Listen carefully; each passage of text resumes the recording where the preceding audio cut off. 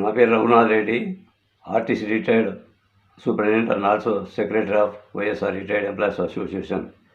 ఇప్పుడు నిన్న ఒక చిన్న సంఘటన జరిగినది. వాస్తవాన్ని చూడకుండా అవాస్తవాలు పత్రికా మూలకంగా ఆంధ్రజ్యోతి వారు నా మీద ప్రచురించడమైనది.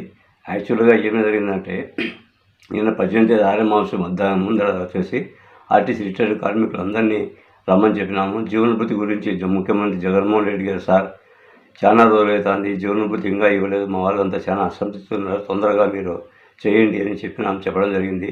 దానికి సంబంధంగా మనం సురేష్ బాబు మన ప్రజాప్రతినిధులుగా మీ దృష్టికి తీసుకుపోయినారు. కాబట్టి ఇంతవరకు రాలేదని మా వాళ్ళు అసంతృప్తులు ఉన్నారు.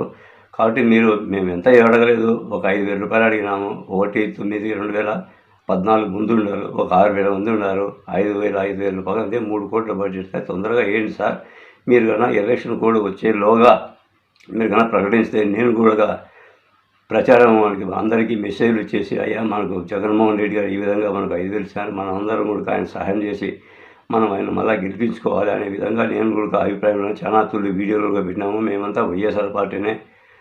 అంతేగాని నిన్న వచ్చి ఆంధ్రజ్యోతి వారు ఏం వేసినారు, ప్రభుత్వాన్ని కూల్స్తాము, ఆర్టీసీ రిటైర్డ్ ఉద్యోగులు అని చాలా దారుణంగా ప్రచురించడం అనేది, దీనివల్ల పెద్ద బ్యాడ్ ఇమేజ్ వస్తుంది, యూనియన్కి వస్తుంది, నాకు వస్తుంది.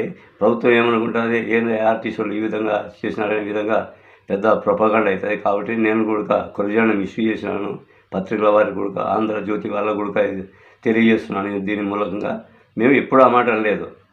అయ్యా మీరు తొందరగా ఇస్తే మేము కూడా ప్రచారం చేస్తాం సార్ మేము, లేకపోతే మా వాళ్ళు కూడా కొంచెం అసంతృప్తితో ఉన్నారు.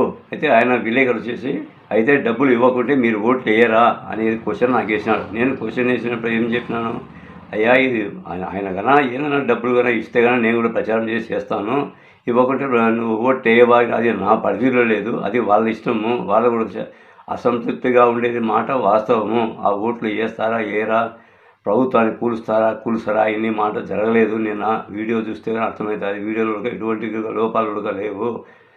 నేను అంతే, నేను చెప్పింది, అయ్యా నా మాట ఇది కన్నా మీరు ఇస్తే ఏంటంటే, లేకుండా నా మాట ఇనే స్టేజ్లోగా వాళ్ళు లేరు, అయ్యా నువ్వు దీంట్లో జోక్యం చేసుకోవద్దు, మా బుద్ధి మేము ఉంటాము అనే విధంగా వాళ్ళు విరుద్ధంగా